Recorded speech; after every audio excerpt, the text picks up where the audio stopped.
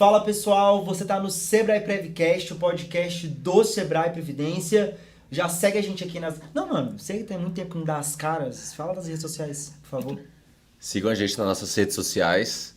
Nosso site, sebraeprevidencia.com.br, Instagram, Facebook, LinkedIn, YouTube e Spotify. Tudo lá. Tá faltando o TikTok, que ele prometeu, não tá cumprindo, né? Vamos ver Não até tô quando cumprindo. vai enrolar. Vou o máximo que eu puder. E, ó, pra você que tá ouvindo a gente no Spotify, YouTube, só jogar Sebrae Previdência, LinkedIn, Facebook também. E no Instagram, você vai achar a gente como Finanças Check. Joga lá que você acha. É uma página de educação financeira e previdenciária. É isso, né? É isso. Foi. Seja bem-vindo de volta. Obrigado. Tava de férias, né? Eu tenho que falar mais baixo que eu vou estourar o áudio. Não, mas tem tantas pessoas interessantes aqui dentro que a gente tem que dar oportunidade para os colegas participar também. Ah, não é você não, Siri. assim. Mas Deixa de ser sonso. Tava trabalhando, o bichinho tava viajando a trabalho. Hoje nós estamos com um convidado. Eu falo que é especial porque eu conheço, é um amigo e é pai de um querido amigo também. Então, mas o cara é cabuloso na parte de finanças, assim. Né? contabilista, né? Contabilista, dá aula. Mas eu não vou falar muito não, vou deixar ele se apresentar. Seja bem-vindo, seu Márcio. Eu que agradeço o convite. Muito bom estar aqui, Kalel. A ideia é que a gente compartilhe conhecimento, né? Eu acho que a gente vive pouco, né? Por mais que tenha essa ideia de viver o máximo possível, mas tem que compartilhar. Então, eu sou contador. O legal é que eu sou contador, sou apaixonadíssimo pela contabilidade. Desde 93 que eu brinco de contabilidade. Primeiro técnico, depois contador, depois eu entrei lá na área da auditoria e perícia e agora eu estou vislumbrando aí um direito tributário. Tenho atuado no direito tributário. Então, hoje eu, além de trabalhar como consultor, me desvinculei de empresas. A última foi um SA de capital fechado, segmento de automação bancária, e agora eu tenho uma pequena empresa de consultoria, mais voltado para a parte de recuperação de crédito tributário e também de obrigação acessória. E dou aula, né? Dou aula na graduação, na Uninassal de Brasília, no MBA do IPOG, o pessoal de Goiânia, e também na Faculdade Brasileira de Tributação, na FBT. Além deles, lá na Unifenacom, dou aula para o pessoal da Unifenacom e palestro aí pelos sistemas CFC e CRC, nos CRCs do Brasil, os Conselhos de Contabilidade, e também nos SESCONs, né? No sistema SESCOM Fenacom, no SESCOM do Brasil eu tenho ido para poder falar, principalmente de contabilidade e obrigações acessórias. Então, já deixar o convite aqui. Você que é do Fenacom, não conhece o Sebrae Previdência, saiba que tem um plano especial para você, ó. Fenacom Prev específico para esse público. Às vezes o pessoal não conhece muito, A gente né? vai te usar como garoto propaganda. Porque esse tanto de coisa que tu faz, bicho, pelo amor de Deus. O currículo é grande. O currículo é grande, a gente vai te usar como garoto propaganda. Inclusive, seu Márcio, já vamos falar sobre o seu plano de previdência. Quando sair daqui, ó, já encosta ali na baia. Entendeu? O seu, de todas as crianças que você tem, que são muitas. Pois é, vai zerar meu imposto de renda, mas zera também, né, cara? Você vai zerar a carteira. Seu Márcio, nós vamos falar hoje sobre contabilidade, sobre organização financeira para empresas. Esse é o foco aqui, né? E nós separamos alguns pontos principais, mas o senhor pode ir colocando Tranquilo. tudo, porque eu sei que é o especialista do assunto. E a primeira coisa que eu queria te perguntar é quais são os pilares financeiros para uma organização financeira empresarial, de uma empresa. Uhum. Eu não sei se é diferente da pessoa Sim, física. é diferente. Então, conta aí pra gente um pouquinho. Perfeito, perfeito. Primeiro que não existe fórmula mágica, né? Não tem como nós elencarmos aqui quais são esses pilares e aí a partir de agora a empresa ela vai ter 100% de sucesso.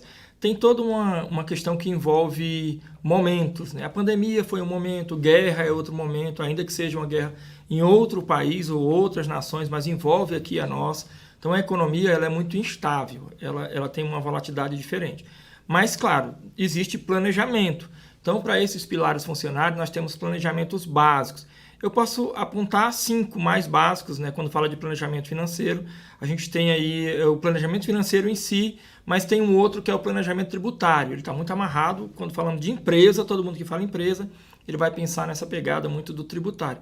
E as gestões. Então, 2P, 3G, o que é muito conhecido na contabilidade, que é a gestão de fluxo de caixa, a gestão de riscos, a gestão de investimento. Então, eu tenho essas 3 gestões e ainda dá para aumentar, se você quiser, gestão de estoque, gestão de patrimônio, mas, via de regra, pelo menos as gestões de fluxo de caixa, de investimento e de risco, aí já tem como pilares básicos, né? Até vou trazer uma ideia de postulado. Isso aí é o princípio, né, de tudo. É claro que a gente tem uma técnica que tem que ser aplicada, não dá para fazer de qualquer jeito, tudo. Inclusive o Sebrae e a Previdência tem as suas técnicas de aplicar com relação ao investimento que vai fazer da carteira de clientes, as empresas fazem a mesma coisa. O problema, eu acho, inclusive, que é quando o empresário ele é muito surreal. Eu não sei se vocês já tiveram a oportunidade de compartilhar em entrevistas de TV empresários muito grandes que eles aparecem, CEOs de empresas que aparecem dizendo que o objetivo da empresa é ajudar pessoas. Está mais voltado para a missão, eu não sou da área do marketing, mas que o objetivo da empresa na minha cabeça é o lucro. É o lucro. Né? Toda empresa pensa no lucro, senão ela era uma filantropia. A não ser que ela seja uma entidade sem fins lucrativos, aí Sim. beleza. O cara não é fundação, nem uma instituição filantrópica, ele não tem um objetivo de ajudar apenas pessoas. Claro, faz parte da missão da empresa, mas o objetivo é o lucro, senão ninguém vive.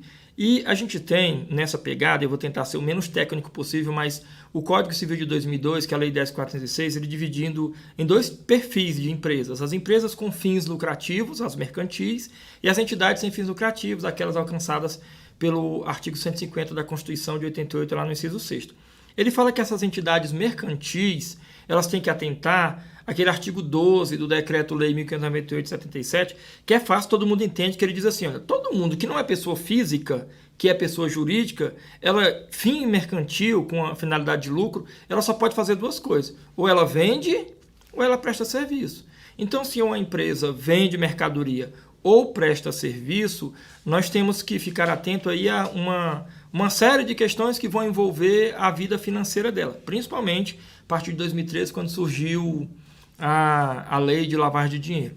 Mas para poder pontuar esses 5 pilares aqui nesse momento. O primeiro que é o planejamento financeiro, acontece até na nossa casa. Então, contabilmente falando, e aí o pessoal da FENACOM vai entender muito bem, que é a questão de princípio da entidade. Eu não posso misturar o patrimônio da pessoa física com o da pessoa jurídica, que já é um problema. Então, planejamento financeiro. Tem sócios, e eu vou trazer na pegada do Sebrae. O Sebrae ajuda muito microempreendedores. Então, os microempreendedores, quando eles vão para um consultor do Sebrae, eu tenho vários amigos em Brasília, consultores do Sebrae, eles já de cara dizem para eles, você não pode pegar o dinheiro da empresa para pagar a conta de internet da sua casa. Você não pode pegar o dinheiro da empresa para pagar a conta de luz da sua casa. Você não pode misturar, porque na hora que for prestar conta na empresa, vai ter um buraco. Sim. Você pode fazer, e claro, se o objetivo da empresa é lucro e você investiu, todo sócio, até mesmo que seja um empresário individual, ele é um investidor. Estou investindo em alguma coisa, é uma empresa, um CNPJ, que vai ter a venda de mercadoria ou a prestação de serviço, que é uma atividade mercantil, e o objetivo é ter lucro. Eu vou faturar, ter receita, pago minhas despesas, que sobrar é lucro. O meu dinheiro, o meu retorno financeiro nesse planejamento, ele é o lucro. Só que o lucro ele é periódico, ou trimestral, ou semestral, ou anual, e todo mês o empresário precisa de dinheiro. Então, por força de lei também, tentando ser o menos técnico possível, mas lá no artigo 9º do Decreto 3.048 de 99, que é uma lei previdenciária, esse decreto ele é extremamente previdenciário, restritamente previdenciário, ele vai dizer que o sócio ele pode fazer um negócio chamado retirada pro labore. Então, o primeiro planejamento é aí, cara, quanto que eu preciso para manter a minha pessoa e não interferir na vida financeira da minha empresa. Então, já é a primeira parte. Aí muitos negócios já quebram de cara. Quebram. Porque o cara mistura a conta dele com a conta da empresa, aí não fecha um ou não fecha o outro, não tem um controle e virou um peteco. Às vezes não é só pegar o dinheiro da empresa para ajudar em casa. Às vezes a empresa está precisando, fala, não vou pegar um financiamento ali no banco. Vou pegar o meu. Vou pegar o meu e depois Isso. você não... Dá o buraco. Isso. Aí você vê que eu como o Márcio cometi falou. esse erro. É sério, eu cometi Acontece. esse erro. Vou me expor um pouquinho. Eu abri uma empresa, tem acho que uns 5 anos, eu acho, com aquele amigo que a gente tem em comum, que eu adoro ele, inclusive, mas eu não vou citar o nome para não expor. O que eu fiz? Fiz um investimento inicial e eram umas camisetas. Inclusive, eu vou escoar o restante das camisetas. Se vocês quiserem comprar, eu tá? lembro dessa história. Você lembra? Então, eu te contei. Se vocês quiserem comprar, eu vou escoar o restante, tá ligado? Eu sei que é camisa de crente, mas assim, pô, dá pra alguém, entendeu? Me ajuda a escoar. Pô, dá pra você. Compra e me dá, tá tudo certo. Mas o que eu fiz na época? Eu fiz um investimento e tal, e eu não fiz retirada do lucro da empresa. para pagar conta minha ou conta do sócio na época. Mas a gente não fez um controle muito bom do que entrou ali e o que era para pagar as contas e o que eu tinha que reinvestir. Porque naquele primeiro momento a gente não ia tirar lucro. Se misturou tudo, a gente só pagou e não tirou o dinheiro para reinvestir no que realmente precisava, que eram produtos novos, aí não tinha dinheiro para fazer novas camisetas. Perfeito. E aí quebrou. Exatamente Fora aqueles isso. problemas que eu relatei contigo, quebrou. É exatamente isso. Não tem outro caminho. E é muito simples de entender, né? Planejamento financeiro, começa por aí. O cara tem que saber o que é meu dinheiro, o que é dinheiro da empresa. Eu vou até amarrar a primeira gestão que você está falando, que é essa gestão de fluxo de caixa. Hoje, qualquer produto, o cara que vende salgadinho, ele produz o salgadinho para vender esse salgadinho bem aqui. Só que na gestão do fluxo de caixa, eu tenho que ter controles. Tu concorda comigo que não adianta ele fazer, em vez de produzir a semana toda, na segunda-feira vamos fazer salgadinho para a semana toda? Então, só para a gente poder organizar. Então, primeiro seria... Um planejamento financeiro. O planejamento financeiro, que aí o ponto principal que o senhor destaca é não misturar o seu pessoal com o da empresa. Exatamente, isso aí não pode. E aí o fluxo de caixa é um segundo ponto? É um segundo ponto. A gente pode... E não precisa ser exatamente Nessa na mesma ordem, mas então. dois planejamentos. O financeiro e o tributário, eu vou deixar o tributário por último, que é o que faz a amarração. 2 planejamentos, financeiro e tributário. Então eu tenho 3 gestões. Gestão de fluxo de caixa, certo, gestão de custos e gestão de investimento. Então vai no fluxo de caixa. Vamos no fluxo de caixa. Deixar o planejamento tributário por último, que é onde a Receita vê. Quando fala de gestão de fluxo de caixa, e aí, primeiro, eu tive um planejamento financeiro dizendo que eu não posso mexer no dinheiro da empresa. Você acabou de falar, e eu estou amarrando com a sua fala, quando eu não posso mexer no dinheiro da empresa, o que é meu é Prolabore, e Prolabore é quando eu trabalho, eu posso fazer uma retirada, permitido por lei, mas tributado com imposto de renda, inclusive, ou lucro. Então, eu, enquanto sócio, tenho 2 fontes para pegar dinheiro da empresa, ou lucro ou Prolabore. E aí, se eu não mexo no dinheiro da empresa, se eu atento ao planejamento financeiro, agora eu vou tratar de gestão de fluxo de caixa.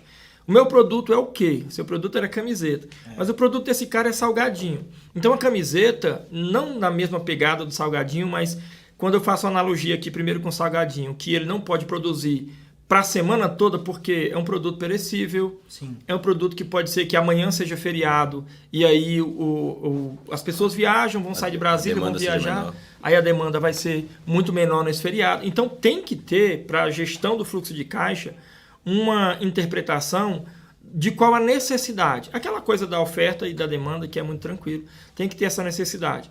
Então, quando fala de gestão de fluxo de caixa vinculada ao planejamento financeiro, que é o dinheiro da empresa que eu não posso mexer, que eu tenho que entender que eu tenho que pagar colaborador, que eu tenho que dar parte do sócio, que eu tenho que comprar matéria-prima, insumo para produzir mais produto, eu preciso primeiro entender que o fluxo de caixa, o que é esse, e vai estar numa outra parte aí, mas o que vai ser esse fluxo de caixa nosso?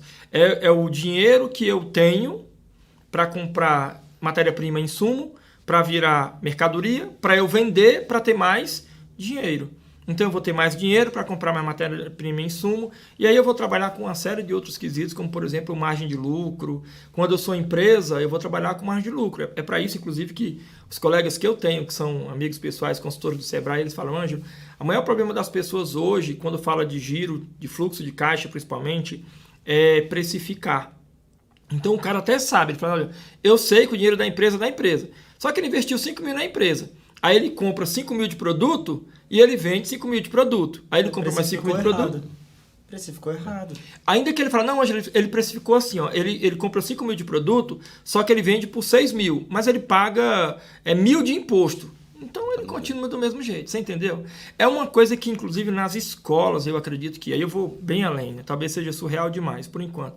Mas nas escolas, já tinha que colocar na cabeça das crianças que tudo tem um custo para fazer, para vender. Você tem tempo. A gente bate muito nessa tecla de educação financeira nas escolas. Tem que ter. Mas quando você fala de fluxo de caixa, acho que um fator atenuante aí seriam as compras a prazo, né, e os financiamentos. Que às vezes você está olhando assim só para o mês, só que você fez uma compra que você vai receber daqui a 6. Sim. Você tem um financiamento, uma dívida, um passivo que você tem que pagar daqui a 2. Então, acho que isso ainda complica, né? Dificulta ainda mais toda essa gestão do fluxo de caixa. Né? Não é só o produto, a venda do produto, mas tem os recebimentos e os seus passivos. Né? Exatamente isso.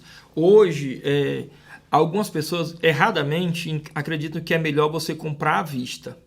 tudo que eu for comprar é melhor eu comprar à vista, né? Não, que eu já fico livre da dívida. Depende. Cara, esse é um conceito errado. Assim, mas assim, isso na verdade, é relativo. Tem gente que acha melhor comprar à vista, tem gente que acha melhor comprar a prazo. Então, tudo bem.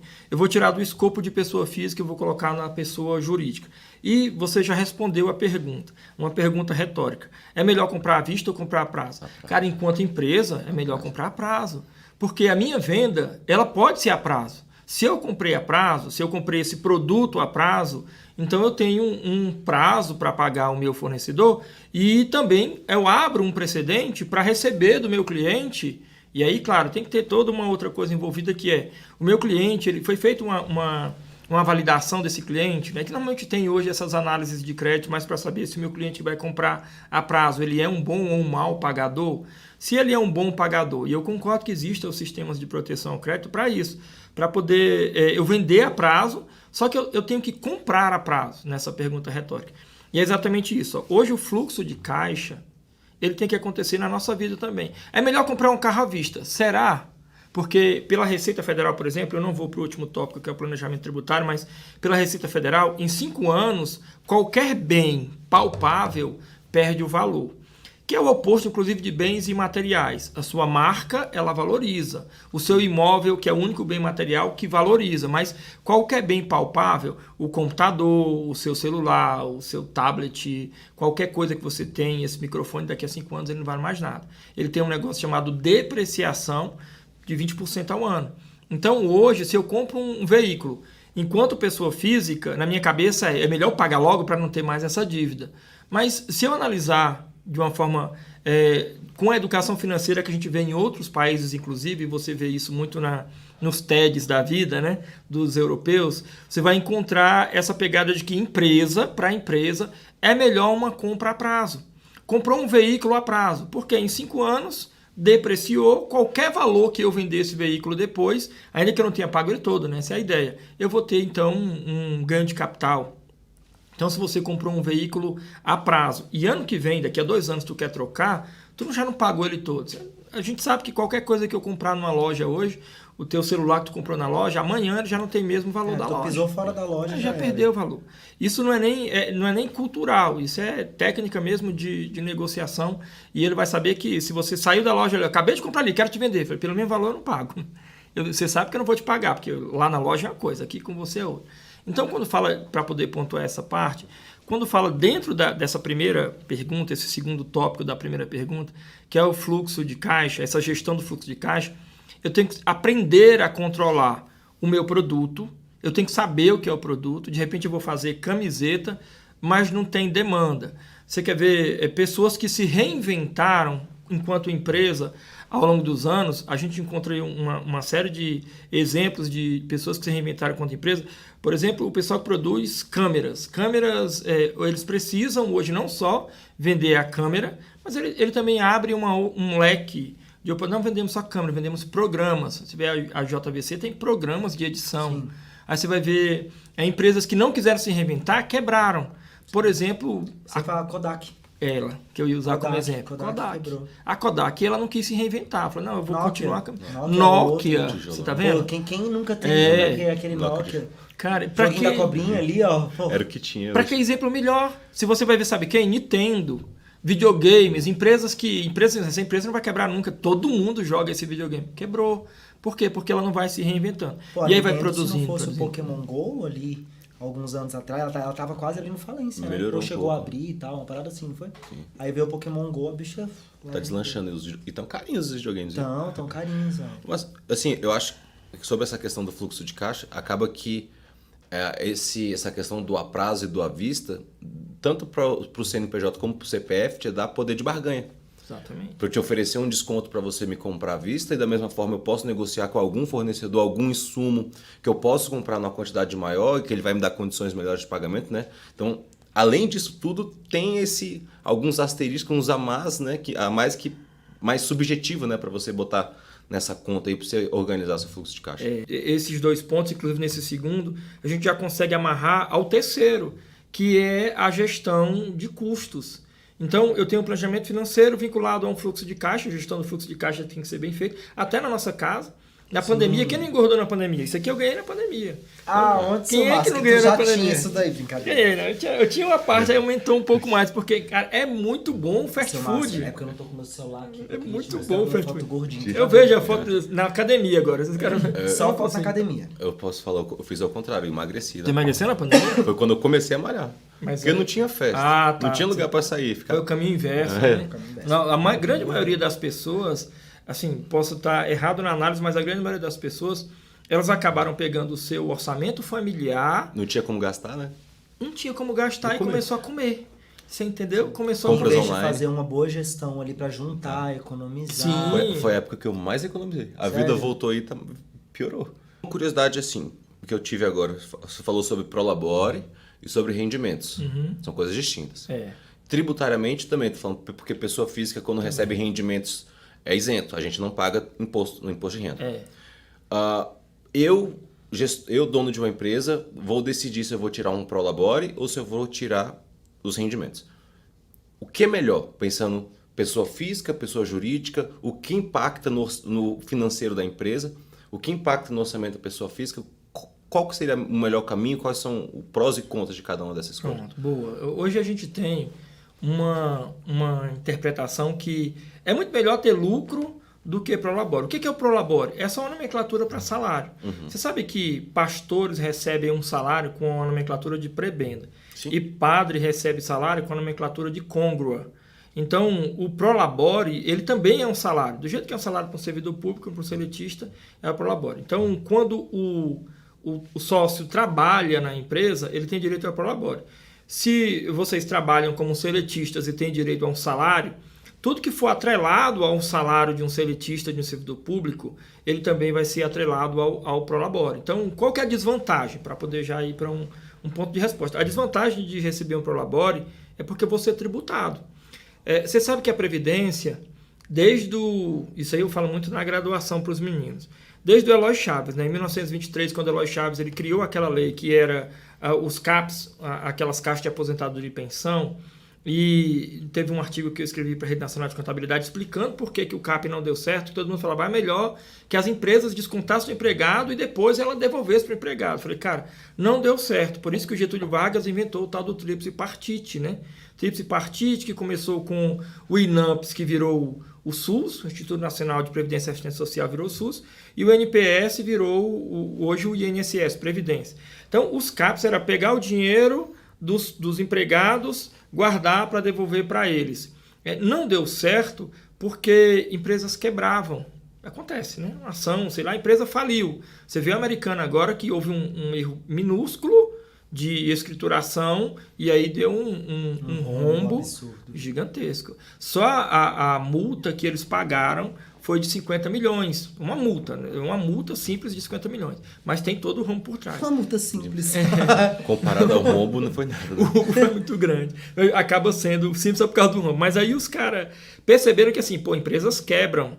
Então é melhor a gente, e o Getúlio Vargas trouxe essa ideia de que mantém a Previdência descontando do empregado, a empresa também tem uma participação com os 20% da parte patronal, mais 2 de RAT e 5,8 de terceiro, sistema S. E tem ainda o governo, com PIS e COFINS, que são 2 contribuições que vão para dentro da Previdência Social, mais a CPRB. Resumindo, ele fala assim, gente, como é um tríplice partite, obrigatoriamente quem for seletista, estatutário não, mas quem for seletista, inclusive sócios de empresas mercantis alcançadas pelo Código Civil, são obrigados a contribuir para a Previdência quando fizerem retirada por labore. Então, se tem salário, o cara tem salário como seletista, ele vai ter que pagar para a Previdência obrigatoriamente. Se ele tem o salário, que é o prolabore, ele vai ter que pagar para a Previdência. Além disso, tem agora, mais recente, né, a atualização do decreto lá de 77, é o 9580 de 2018. Esse decreto, 9580 de 2018, ele é o regulamento do imposto de renda. Aí ele fala assim no artigo 677, no parágrafo 2º. Toda vez que uma pessoa jurídica te passar dinheiro, você, pessoa física, seja o empregado seletista, seja o estatutário servidor público, seja o sócio recebendo prolabore, a gente vai ter que olhar uma tabela progressiva, que começa com 7,5 e vai até 27,5. E quanto que eu vou pagar de imposto de renda? Aí depende do quanto você vai fazer de retirada prolabore. Aí então, via de regra, o melhor é receber sempre lucro, né? O rendimento. Qual que é a pegada do rendimento? E aí eu tinha falado agorinha que a apuração do lucro ela é periódica, enquanto que o prolabore pode ser retirado todo mês. Todo mês eu posso ter um salário na condição de prolabore. E o lucro eu preciso que termine pelo menos o trimestre para saber se deu lucro ou prejuízo, com a possibilidade de não dar lucro. Então é por questão de segurança. Para poder responder a sua pergunta, o que vale mais a pena? Tecnicamente, lucro, né? Porque não tem tributação. Por que lucro não tem imposto sobre lucro? Porque o lucro, ele primeiro a empresa confronta receita e despesa, aí deu lucro para a empresa. Aí sobre o lucro da empresa, vem a tributação de imposto de renda e de contribuição social. Então esse lucro que vai ser oferecido para distribuição para os sócios e acionistas, quando é o caso, na condição de dividendos, ele já é livre de tributação porque já foi tributado lá na empresa. Então, enquanto sócio, recebe o lucro líquido livre de tributação. Só que é periódico, com a possibilidade de não dar lucro, de dar prejuízo. Aí entra a educação financeira pessoal, né, do cara. Terceiro tópico, eu acho legal que vocês mesmo vão puxando o negócio. Olha só, o que é o terceiro? Gestão de investimento. O que tu faria com esse lucro que deu lucro e foi bom esse trimestre? E o outro, será que vai dar? Sabemos. O que eu vou fazer? Porque é uma empresa, eu estou falando de empresa. A empresa é imprevisível, ela é sujeita a ações que, se você olhar lá a análise de SWOT, ela está fora do nosso. Ela vai estar fora do nosso controle. Por exemplo, uma pandemia, uma guerra, um feriado, ou sei lá, teve agora recente uma invasão ali no Congresso Nacional. Um escândalo. Putz, a invasão do Congresso Nacional, todo mundo ficou com medo. Então teve empresas que não abriram, teve gente que não veio trabalhar, teve um monte de coisa que deu ruim para empresas que estão nesse polo do plano piloto. Será que essas empresas perderam dinheiro? Se tu fechar a porta, se a padaria ficou com medo lá do pessoal invadir, os manifestantes invadir, ela não abriu, ela perdeu dinheiro? É óbvio, né? Até a minha filha de 7 anos consegue entender que se a padaria não abrir, como é que ele vai vender? Então, aí a pegada é essa. Tá, deu lucro nesse trimestre. Não, mas aí tá indo tudo tão bem, o Brasil tá tão legalzinho, a economia tá funcionando, até mesmo uma simples alteração na moeda. Vocês sabem, e hoje os caras estão aplicando muito no marketing, o princípio de Pareto. O Vilfredo, né? O Vilfredinho lá também, 1923, 80-20, né? Então, o princípio de Pareto, a contabilidade só vem entender que esse princípio de Pareto é legal dos anos 2015 para cá. Cara, a contabilidade existe desde que o mundo é mundo, praticamente. Explica pra gente o princípio de Pareto. Uma ideia legal. O economista, o italiano lá, é contemporâneo do Eloy Chaves no Brasil. O que ele entendeu? Cara, hoje, 80% do que a gente tem de efeito, ele tem uma causa em 20%. Se a gente levar isso para a parte do dinheiro, então quer dizer o seguinte, 20% do dinheiro é o que determina o que vai acontecer. Se eu levar em consideração uma empresa, por exemplo, 20% do que eu tenho ali de recurso é o que vai determinar todo o resto. Então, o que é legal? Se eu pegar numa regra básica de 100% de recurso que entrou na minha empresa, vamos trazer para a pegada do lucro, 100% do lucro, em vez de reinvestir os 100%, eu vou deixar 20% investido. É o princípio de Pareto, regra 80-20, tá? Eu vou gastar 80%, mas eu vou guardar 20%. O que eu vou fazer com esse 20%? Aí eu venho para esse terceiro momento, que é, além do planejamento financeiro, a gestão de fluxo de caixa, a gestão de investimento. Eu vou investir em quê? Aí o cara vai, não, eu vou comprar imóvel. Claro, comprar imóvel é top demais. Aí fala assim, então investe o dinheiro. Mas ele tinha medo, porque o pessoal falou que ações é arriscado.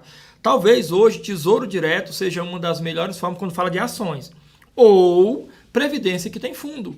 Então o cara vai investir em alguma coisa, peraí, é o mais óbvio hoje, inclusive para imposto de renda. Né? Enquanto contador, a minha autoridade vai dizer, cara, para você ter um desconto no imposto de renda, Previdência. Ainda que tu tenha essa pegada do VGBL, PGBL, mas vai para a Previdência.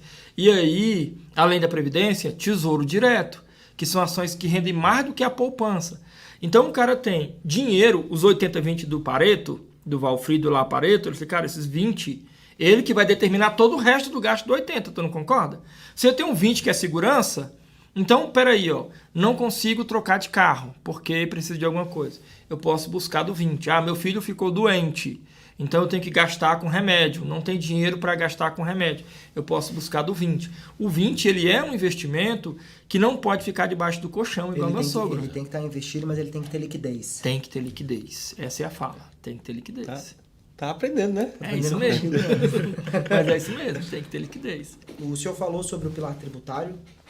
Ainda não, o nosso último, né? É, Quando que é fala o último. da questão do tributário na empresa. Hoje eu tenho planejamento financeiro, a gestão do fluxo de caixa, a gestão de... Custo. Essa gestão de investimentos que a gente acabou de falar, trazendo aí o Pareto para dentro da história. A gestão de custo, ela vai estar muito vinculada à gestão tributária. É o planejamento tributário e gestão tributária. E eu vou finalizar com essa parte. Ó. Quando fala de custo, eu vou na sua pegada que é qualquer dinheiro é dinheiro. Qualquer dinheiro é dinheiro. Seja o dinheiro que comprou isso daqui, seja o dinheiro que comprou o microfone. Não, dinheiro é dinheiro. Shotgun. Esses Qualquer dias eu dinheiro fui é dinheiro. comprar alguma coisa e aí eu pedi um desconto, tal, o cara deu, aí ele falou assim, desculpa não te dar um desconto maior. Eu falei, meu irmão, desconto é desconto, dinheiro é dinheiro. Dinheiro Se eu é tô dinheiro. economizando, é desconto. Dinheiro é dinheiro. Antes de entrar no específico, eu não sei se eu tô falando besteira. Já vocês comeu o sonho de valsa? Sim. Era chocolate, né? Agora é isso aí, biscoito, pronto, bolacha. ótimo, Não ótimo. sabia disso, Não não sabia? vi isso, É. não vi isso, não. Cara, Se se você estourou pegar a no Brasil. embalagem, Vi não. vai pegar sorvete. Não é sorvete, é massa láctea. É. Porque tributariamente é Vou te falar. mais em conta. Pronto, vou te dizer o que é isso. E a gente vai para essas duas Gente! coisas ao mesmo tempo. Primeiro, gestão de custo. E aí a gente vai para essa questão tributária. O que acontece? O cara fala assim, olha, hoje, para produzir um chocolate, o custo é maior do que de produzir um biscoito. Certo. Então, a tributação para o chocolate É maior. é maior. O sonho de valsa, ele tá num paradoxo ali, sabe? Parecido, sabe com o quê? Com aquele Bis. Gatorade. Bis Gatorade. também. Não tem um Gatorade? Aquele, não é só Gatorade. A Clara toma muito, minha esposa toma muito. Eletrolíticos, Um aquelas é coisas de um que é esporte. I9. Aqueles lá de esporte. I9, Sim, tem sim, um outro sim, que é não sim. sei o quê. Aquilo é o quê? Energético. Energético não existe. Aquilo é o quê? Aquilo é energético, Ou é não tem. água ou é refrigerante. Ele é o quê? Ele é água e refrigerante. Água gasificada é refrigerante. Você entendeu a pegada? Todo mundo está tirando de refrigerante e colocando em água, porque a tributação é menor. Água saborizada. Água saborizada. Água saborizada. É menor. O sonho de valsa é a mesma coisa. Então não é chocolate. Ele é biscoito. Se ele fosse chocolate, ele agora é um wafer. Se ele fosse chocolate, ele teria tributação maior. Então assim, ó, nessa primeira pegada de custo, cara, isso aí é fundamental. Eu preciso, vou trabalhar com produto. O produto é camiseta. Então beleza. Qual é o custo para poder fazer essa camiseta? A camiseta que eu vou fazer 10 peças dessa que é de algodão, mas eu vou fazer 10 que é de poliéster. É o mesmo custo para a produção? Eu acredito que não. Na questão têxtil, ele deve ter o algodão deve ser bem mais caro. O algodão é mais caro. Pronto, aí se o algodão é mais caro e eu consigo vender um produto que é misturado, por que não misturar? Você já viu produtos, tu olha na tua camisa, às vezes Sim, ele tá lá assim. 40% poliéster, 60% Aquilo ali algodão. foi uma jogada igual a do EIF, para diminuir tributação e para manter um pouco da qualidade do produto. Aí, puxando pro lado de produtos perecíveis, chocolate, essas coisas. A empresa está sendo desonesta? Não. Não. Ela tá, talvez um furo ou alguma brecha na legislação. Só que a gente pensando no lado do cliente, essa alteração, assim, porque recentemente você comia um chocolate há 10 anos atrás, ele era mais gostoso. Hoje tem muito gosto de gordura, né? Isso aí tem alguma verdade. influência para nós consumidores? Você acha que isso vem influenciando na qualidade dos produtos, de tá caindo a qualidade? Tem. A empresa pensando único, exclusivamente no, Ó, no enquanto lucro? vocês, gente, enquanto vocês dois tocam aí, eu preciso ir ao banheiro, porque eu tô tomando muita água. Beleza. Vocês tocam aí, tá? Não Fica precisa à vontade. pausar não, toca aí. Se você fosse comprar hoje e tivesse um produto lá, vamos trazer para essa pegada do chocolate, que você sabe que pela Anvisa hoje, a minha filha é nutricionista, pela Anvisa é obrigado a colocar lá na embalagem agora... Muito açúcar, muita gordura. Tipo isso, ele vai dizer a mesma coisa pro chocolate.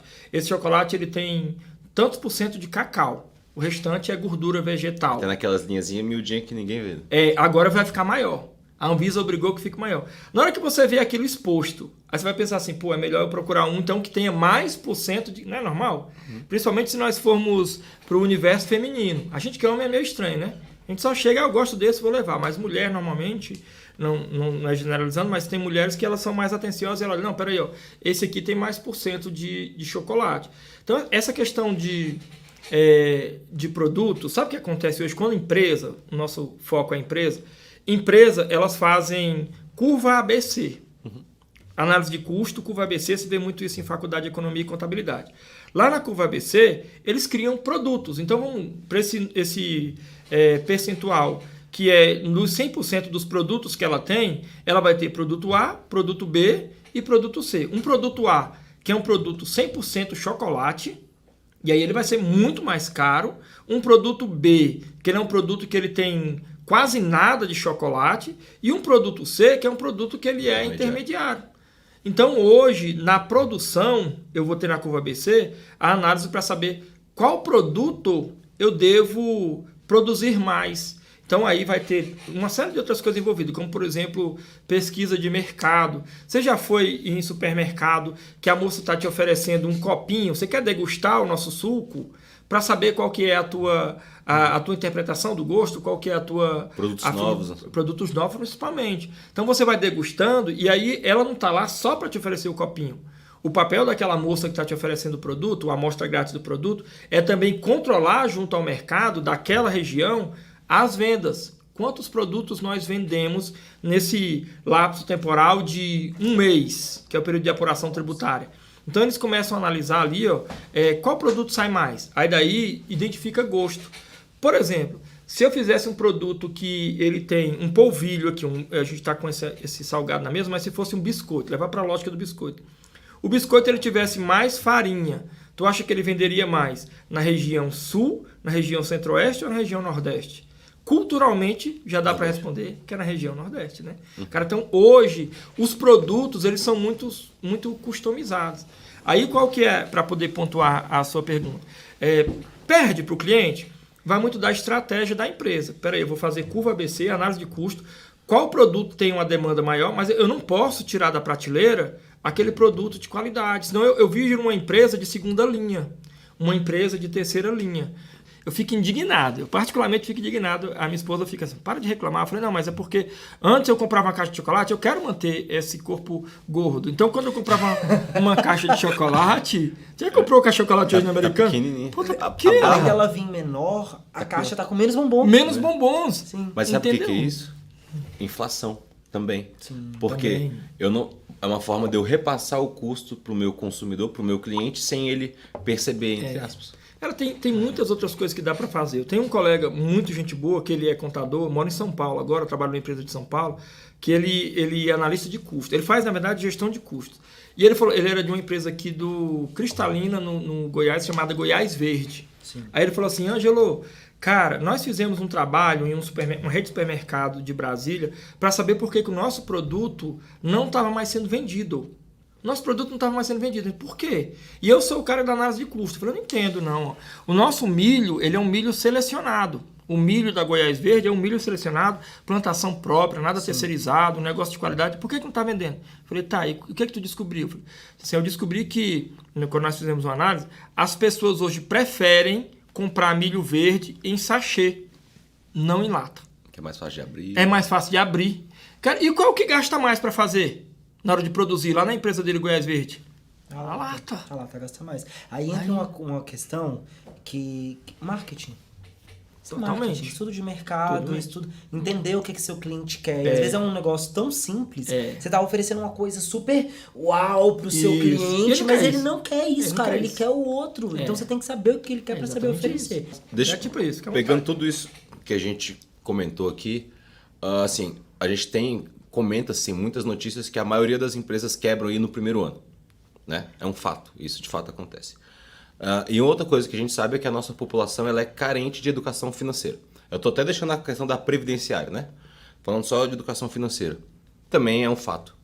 Será, é uma opinião sua que trabalha diretamente com isso, será que essa falha do CNPJ, de estar falhando, de estar falindo, de estar quebrando, diretamente ligado com a falta de educação financeira pessoal? A pessoa não consegue cuidar das suas finanças em casa. Como que ela vai cuidar do negócio próprio? Muito boa pergunta. E eu vou te dizer que é sim. A resposta é sim, porque, sem dúvida, hoje a gente vive num país onde a cultura sobrepõe a legislação. Você já percebeu? E aí a gente tem ideias erradas. E eu vou até para uma coisa muito focada na área do direito. Além de tudo que eu já faço, eu estou fazendo direito, né? Eu quero ser advogado para poder parar de pegar dinheiro de mim mesmo, porque hoje quando eu faço recuperação de crédito tributário, eu monto todo o trabalho, o processo administrativo, aí o meu sócio, eu tenho um parceiro, na verdade, não somos dentro do mesmo contrato, mas eu vou passar para ele protocolar judicialmente, ele me cobra 30%. Falei, cara, se eu pego um um serviço aí qualquer que seja, sei lá, pega um serviço de 10 mil só, aí ele vai me levar 3 mil só para poder assinar. Você está achando ruim? Vira advogado. Então, eu estou fazendo direito. Cara, assim, no direito tem muito uma pegada do tal do epistemicídio, um negócio chamado epistemicídio, que é assassinar a história. Isso não está só no direito, não, tá? Tá principalmente no marketing. Aí, culturalmente, a gente vive num país onde a cultura sobrepõe a legislação, porque a legislação brasileira, ela tem uma cobrança para empresas que ela é muito maior do que para pessoas físicas. Os CNPJs, eles são muito mais acompanhados. A gente vai ver um último tópico aqui, que é a questão das obrigações acessórias, que é como eu hoje ganho dinheiro explicando a obrigação acessória, as malhas, as armadilhas jurídicas e malhas fiscais que têm a obrigação acessória. Empresas lá do passado que abriram, que os caras contam a história de derrotado. Se você for ver o outro lado da história, a outra versão da história, você vai ver que o problema não é aquilo só que ele está falando. Então, e aí eu vou amarrar a história do Gugel e a sua pergunta. A sua pergunta, será que as empresas quebraram e quebram nesses primeiros 2 anos de abertura porque as pessoas não têm educação financeira? O Gugel respondeu isso. Antônio Gugel, acho que é o nome do cara, falou assim, cara, a minha empresa, ela foi desenvolvida e ela quebrou porque as pessoas que eu coloquei para gerenciar, elas não tinham uma educação financeira forte. Para trazer uma coisa para vocês que vocês conhecem, já assistiram um filme do Ashton Kutcher chamado Jobs? Aquele filme é top demais. Top demais. Pronto. Ele é a mesma história do Gugel, só que ele não faliu. Por que ele não faliu? Porque o Jobs ele arrancou a empresa que ele tinha perdido. Na história lá do filme e a história da vida real, e eu acho fantástico esse cara, Steve Jobs, até para a minha área, que é a área financeira, porque ele trouxe para ser CEO da Apple o carinha da Pepsi, que vendia Pepsi, o John lá que vendia refrigerante. E o cara, ele ajudou a Pepsi a perder mercado no mundo. Se você olhar na história do refrigerante, Coca-Cola e Pepsi teve um período que eles se degladiavam. Vocês que são da área do marketing sabem. Um documentário, não vou lembrar o nome, vou ficar devendo, na Netflix. É o do avião? Que fala sobre isso, ele fala sobre a guerra entre a Coca e a Pepsi. Tem mesmo. Já vi também. Tem um outro na Netflix também, que fala que o cara ganhou um caça da Pepsi. Você já viu? Tem uma série na Netflix, ele fala do cara que ganhou um caça da Pepsi, um avião militar da Pepsi, por marketing errado. Esse cara, enquanto ele esteve na Pepsi, o que foi depois para a Apple, ele viu que a McDonald's, e aí tem um outro, falando de filmes aqui, tem um outro lá chamado, acho que é uma série, filme O Fome de Poder. Já viu? Muito bom. Muito maravilhoso também, né? Que fala muito da questão financeira e da gestão de custos, principalmente, né? Diminuir custos. Mas aí eu passo muito para os meninos da graduação. Mas quando ele fala na Pepsi, o John, para não tomar nosso tempo aqui, o John, ele viu que houve uma parceria da Coca-Cola com a McDonald's, Coca-Cola com a McDonald's. Em vez dele fazer parceria, não. Ele desenvolveu outro produto, que foi a Pizza Hut. Ele quebrou o faturamento da Pepsi, investindo, aí vai de novo. Pode quebrar tudo, rasgar tudo que a gente falou aqui. Ó. Planejamento financeiro, gestão de custo, gestão de fluxo de caixa, gestão de investimento. Abrindo dentro desse parênteses da gestão de investimento, gestão de risco. Ele rasgou tudo isso, um cara altamente conhecido, e criou a Pizza Hut. Então ele criou agora uma vertente para investir o dinheiro, o custo. Aí, claro, foi diminuindo. A Pepsi continua sendo grande, mas não vai alcançar a Coca-Cola nunca. Eu acredito que não, porque no último estudo que teve lá pela revista Exame, os caras fizeram uma pesquisa baseada em um estudo que a Coca-Cola, a marca Coca-Cola, se ela parasse de vender Coca-Cola lá em 2009, ela passaria 50 anos ganhando dinheiro só com a marca Coca-Cola. Estou falando de empresas aqui sem nenhum tipo de merchan, porque são empresas mundialmente conhecidas.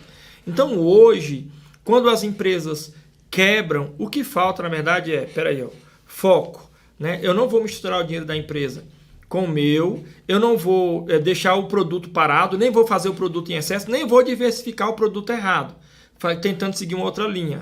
O argumento que ele usou lá na época, o John, para a Pepsi, foi que não pode deixar só as maçãs só numa cesta, tem que colocar em 2. Às vezes não funciona. E aí eu vou atentar para essa questão tributária, fazendo planejamento tributário. O sonho de valsa, peraí, tem oportunidades? Tem. A gente vai deixar de ser chocolate e vai virar wafer. Esse negócio aqui vai deixar de ser refrigerante, vai virar água saborizada. Esse negócio aqui vai deixar de ser em lata e vai virar agora em sachê, o milho em sachê. Então, isso aí é um planejamento tributário, de gestão de custo, que não foi feito. Eu lembro, inclusive, nesse filme lá do Jobs, que é o Ashton Kutcher, que ele falou assim, olha, esse cara está quebrando a Apple. Ele focou em produtos que não vendiam, não tinham demanda. E o produto não era ruim, o produto era bom. Então, hoje, quando as empresas quebram, pode ir atrás. Tem uma história não contada. Não é só a história do coitadismo. Claro que tem toda a questão do cara não ter uma fundamentação, um postulado financeiro, ele não aprendeu lá quando criança, como é que era a vida dele lá Tem gente que é empresário hoje de sucesso, que ele era pobre ao ponto de passar fome, mas o cara não quebra, porque ele foi aprendendo essa educação financeira ao longo dos anos. Eu vou para aquela sua pergunta. Por que as pessoas quebram as empresas no primeiro ano? É só por falta de educação financeira?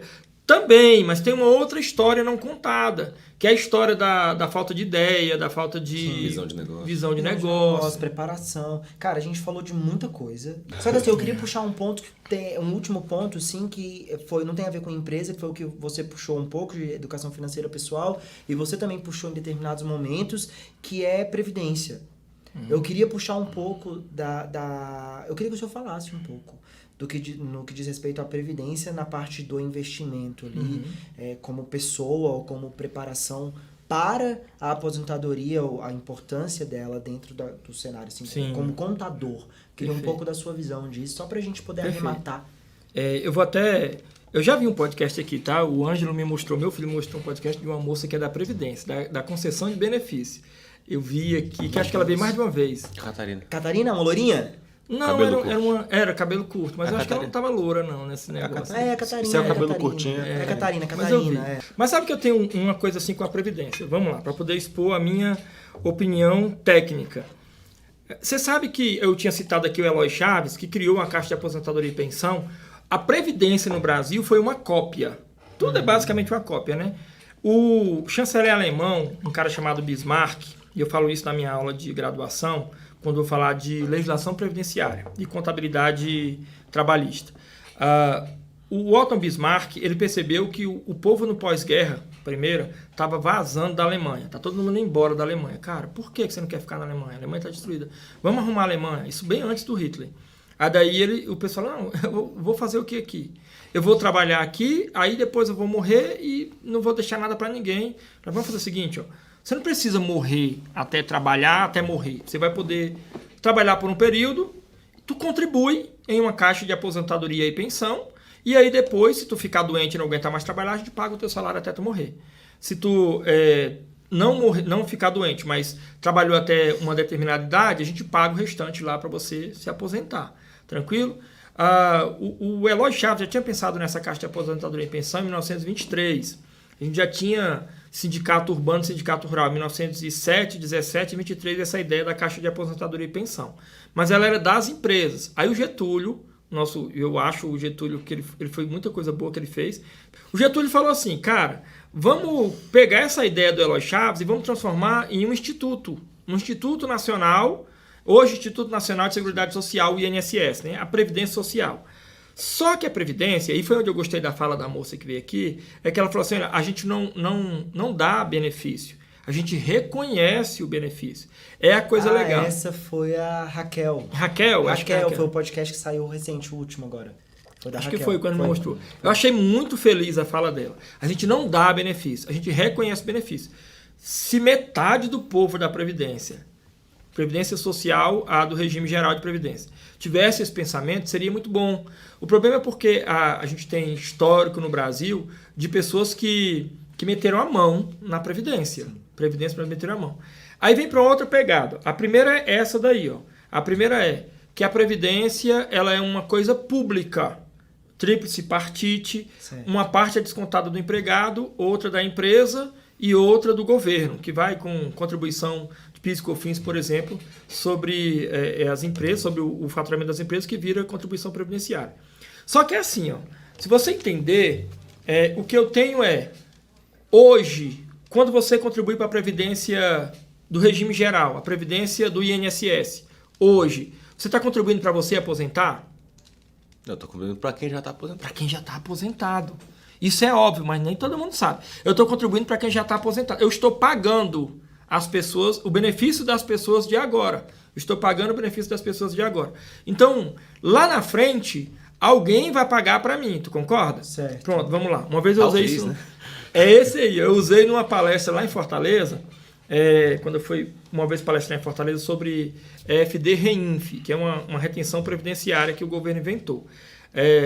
Ele trazendo para dentro da pegada da FD Reinf a contabilidade atuarial. A contabilidade atuarial, ela mede, uma das métricas que tem é a expectativa de vida e a fecundidade feminina. Só para a gente poder entender. Antigamente, voltar bem no tempo no Brasil, as pessoas, elas viviam menos e tinham muitos filhos. Eu tenho 5 irmãos, nós somos 6. Se você for olhar no histórico dos avós de vocês, sim, eram muitos filhos. Minha avó teve 11. 11 filhos, entendeu? Então, assim, eram 11 pessoas entrando no mercado de trabalho para contribuir. Só que ao longo dos anos, talvez por um pouco de educação financeira, um pouco de gestão de custo, menino dá trabalho demais, então eu vou ter menos filho. Eu na verdade, programei 2, aí depois vieram mais 2, né? Tem um 21, outro 20, o outro tem 7, outro 4 anos. Mas as famílias de hoje, as famílias desse século, elas não têm 11 filhos. Não. Elas não têm nem 6 filhos. Tá trocando filho por pet? Por pet.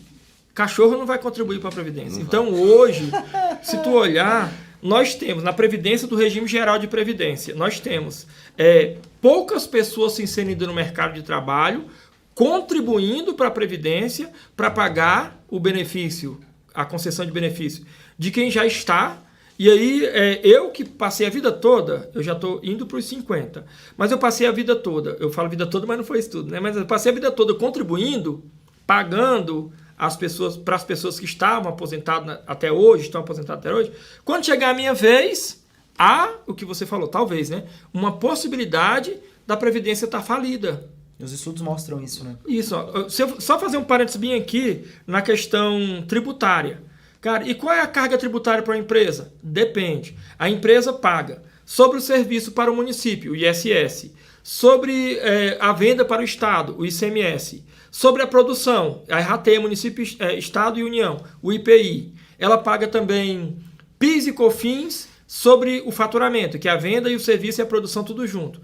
Ela paga imposto de renda e contribuição social. Se ela for desonerada, que às vezes é ilusório, ela paga CPRB, que é mais uma contribuição previdenciária sobre a receita bruta.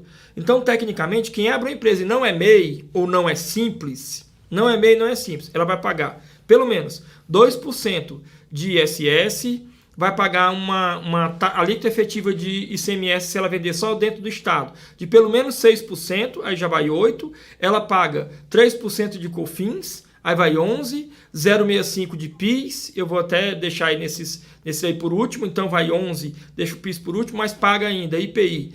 Se ela produzir com a alíquota de 3%, pelo menos, aí o cara já vai 14%, mas ele paga 15% de imposto de renda, e ele paga 9% de contribuição social. Se você trouxer para uma alíquota efetiva, vai dar um pouco menos, mas somando tudo, hoje está mais ou menos 35%. Só imposto de renda e contribuição social de quem não é Simples Nacional é 15% mais 9%, 24% do que tu tem de lucro na empresa. Juntando lucro e faturamento, a carga tributária de uma empresa hoje pode chegar a 50%. 50%. Aí tu pensa assim, ó, 50% as empresas ela tem. Então, peraí, se eu vou contribuir ainda, além de 50% de carga tributária, eu tenho que contribuir ainda para a Previdência. Sabe quanto é a contribuição para a Previdência? Eu vou o último, tá? Eu vou falar muito além não, mas está lá na 822 na verdade, 890 lá de... Qual que é o nome da lei, gente? É isso mesmo. De 1991, essa lei, lá no artigo 22, 122. Ele vai dizer o seguinte, olha só. As empresas são obrigadas a contribuir com 20%. Mas ela tem que pagar uma alíquota de RAT, que é o risco ambiental de trabalho, que varia de 1% a 3%. E ainda tem, pela Constituição Federal, 5,8%, que é para terceiros. O pessoal que é o paraestatal, Sistema S, SESC, SESI, SEBRAE, SENAI, Salário de Educação, eles recebem uma parte da contribuição da empresa. Resumindo a minha fala, a empresa que pode chegar a 50% de carga tributária e vai ter que pagar mais 27,8% por empregado. Vale a pena ter muito empregado? Não vale a pena ter muito empregado, porque fica. O cara que é um colaborador na empresa, ele não tem como custo para a empresa, e falando de custo, só a Previdência, mas ele tem também FGTS, que é 8%, 40% sobre os 8%, passagem, alimentação, um 12º de férias, um 12º de 13º, já tem 1/3 de férias. O cara custa para a empresa pelo menos 3 vezes o valor do salário dele. 3 ou 4 vezes o valor do salário dele se ele é seletista. Então vamos lá raciocinar. A empresa já tem uma carga tributária alta que ela precisa pagar. Para poder se manter no mercado, ela precisa pagar a carga tributária. Ela já paga, tem aqui uma segunda via que é a previdenciária, tributo para fiscal. Então, onde é que eu posso apertar? Eu paro de vender menos produto para pagar menos imposto ou eu diminuo a quantidade de empregado? Eu vou diminuir a quantidade de empregado. Então, se eu tenho aqui 2 colaboradores que eu posso demitir um e pedir para um acumular função, eu vou fazer isso. Ou contrata PJ. Ou contrata PJ, terceirizado. Tá acontecendo muito. Muito terceirização, muita terceirização. Terceirização não contribui para a Previdência. Aí, ó, vamos lá. Se o cara tem hoje menos empregado por causa da pejotização, porque ele tem acúmulo de função, ele tem menos pessoas contribuindo para a Previdência. E eu amarrando isso ao fato que as famílias têm menos filhos, tu concorda que em algum momento a Previdência Geral vai ser uma massa falida? Sim. Entendeu? Então, não, eu falo por mim mesmo. E olha que é uma fala paradoxa, porque eu falo, mas eu não fiz até agora. O que a gente tem hoje? O caminho, a vertente que vai permitir é seguir o padrão americano. Nos Estados Unidos, os caras não têm Previdência no regime geral. Não existe. O Brasil é um dos poucos países do mundo que tem Previdência Social aberta, parte do governo.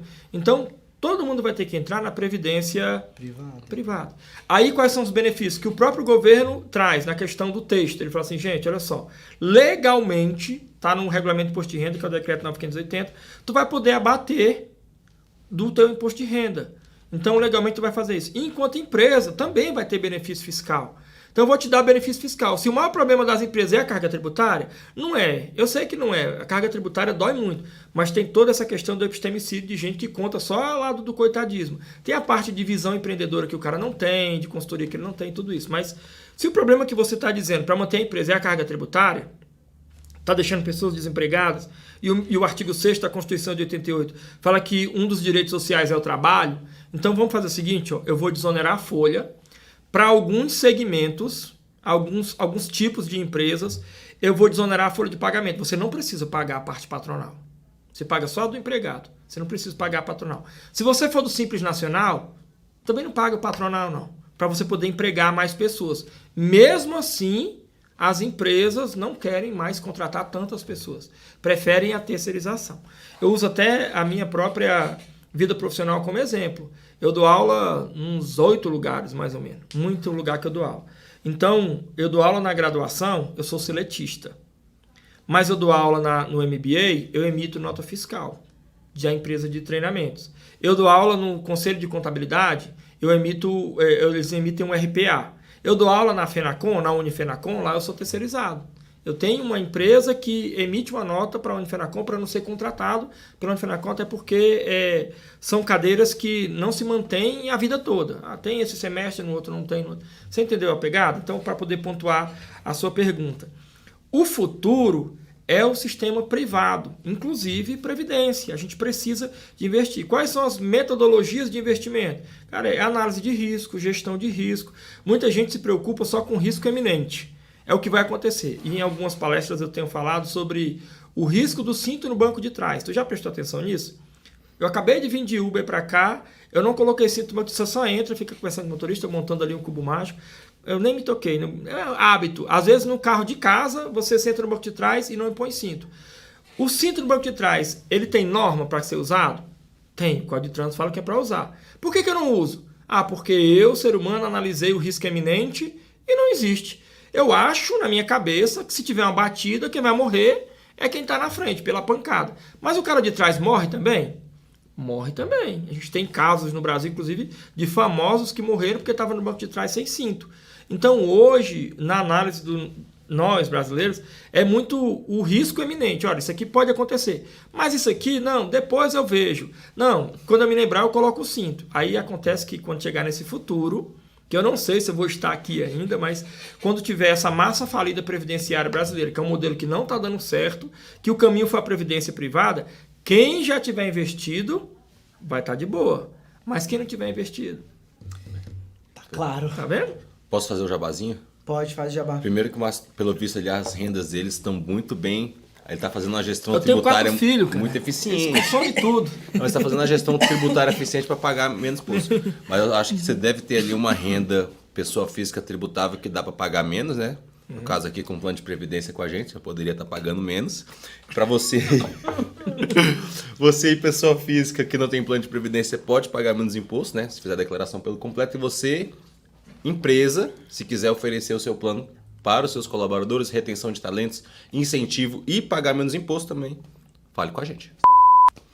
Quero terminar de comer. Continua falando aí. Não, era isso. Era, pô. Agora pode falar. Sacana, velho. Seu Márcio, a gente não passou por tudo, mas eu acho que era isso. Esperamos vê-lo outras vezes. Muito obrigado bom. por ter Cara, vindo. eu agradeço, convite. Eu gosto demais de contribuir. Eu tenho essa perspectiva, e eu vi ali na recepção de vocês são muito espertos. Aí tem uma escultura de família e eu falei, cara, olha só, o cara já te leva direto para... Pô, é tempo Ainda mesmo. mais para quem tem 4 filhos. Essa gestão de tempo, ela é muito Olha, você importante. pode fazer já uma previdência para os meninos. Senta com eles, ensina, explica o que o senhor explicou aqui pra gente, fala, você tem que fazer sua previdência. Eu vou fazer, vou pagar até os seus 18, o Ângelo e a Bia já perderam. Quando fizer 18, vocês começam a contribuir. A fala do Márcio me deu insights.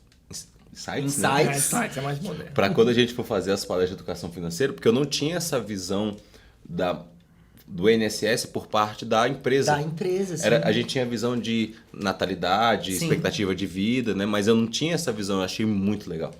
Legal. Seu Márcio, tem presentinho, pega aí, Dan, por favor. Quem vem aqui ganha canequinha. Top. A canequinha é branca, tá? É a branca, que é a branca é a do convidado. Ah, legal. Porque sempre dá Não, confusão. você vai levar a preta, né? Não, obrigado. a preta é do pra aqui. convidado. Eu tenho muito isso. Sabe, eu vi lá na recepção, falei, cara, a gente tem essa expectativa de vida nossa, ela aumentou um pouquinho enquanto brasileiro, mas mesmo assim, essa gestão do tempo. E aí o detalhe, eu gosto muito de estudar, eu gosto de aprender, eu gosto muito de aprender tudo, né, com qualquer pessoa. Eu estava aprendendo com o Uber agora sobre chuva. O cara falou, não, quando tiver daquele jeito ali não vai chover não, mas se você olhar para o outro lado, parece que falei, por quê? Não, olha só, aí tudo bem, não vou nem para o lado da física, da condensação, nada disso, vou só para entender a pegada cultural dele. E aí eu tenho um tempo de vida que eu já estou indo para os 50, se eu não colocar isso para fora, vai ficar para quem, né? Então eu preciso, e à medida que se estiver me convidando, tendo agenda, com certeza eu vou estar por aqui. Ó, os cofrinhos dos meninos, perfeito. Os meninos levam. Não quiseram botar moeda dentro, né? Mas tá de boa. Não colocamos as moedas, só o cofre, Não, tá que é para tranquilo. incentivar o senhor a a ensinar eles aceita a fazer Pix. educação financeira. Aceita Pix. Pix, né? Aceita Eu Pix. quero cor. E é da Fenacom, hein? Pessoal da Fenacom, Maiara. É do Fenacom Prev. Prev, Todos que é eles outro. É a previdência privada. Exclusiva, Da feita Fenacom. pra Fenacom. Olha só, os contadores têm a oportunidade. Tem a oportunidade de fazer exclusivo para Fenacom, um plano desenhado e pensado para eles. Perfeito. E é isso, música, seu Márcio, a gente sempre Você pede. já avisou antes? Não. Não. Porque assim, em relação de filmes, ele deixou um bocado. Deixou um monte. Muitas sugestões. Ó, nós pedimos 2 indicações. Uma indicação de música. Quem vem aqui, a gente tem uma playlist que o Dan batizou, falou que é... A nossa playlist é diversificada igual nossos investimentos. Que já tem de gospel, pagode, Rock. MPB, rock. Tem tudo. Então, Até agora deixa vocês uma nunca música. botaram um funkzinho, né? Colocaram a Anitta. Botaram a Anitta? Colocaram a Anitta, foi? Colocaram a Anitta. Colocaram a Eu Anitta. nem vou pra Acho que eu não pegada... tava junto, não. Né? Não. A Anitta, mas vocês dançam na Anitta? De jeito nenhum, né? Tá enrolando no TikTok, senão já deveria até fazendo a dancinha aqui, ó. Deus é mais. É verdade. Diga não, uma mas- música pra gente aí, seu Pronto, Márcio. sem Qualquer ser. uma. Não, nem vai ser pegada gospel, vai ser pegada nordestina mesmo, a anunciação do Alceu Valença, que fala muito sobre isso, né? E tem uma versão eletrônica dessa música também. É, Porque eu e sou do ela é eletrônico. do eletrônico. É mesmo? É, eu gosto muito. E indicação de um livro. Cara, Que livro, pode ser né? na sua área ou pode ser o último que você leu, que você... Pronto, perfeito. Eu tenho que sair muito da pegada dos meus e-books, do livro que eu estou ajudando, inclusive, a fazer outro Inclusive, eu capítulo. passei o seu e-book. Passou pra pro mim. Dan.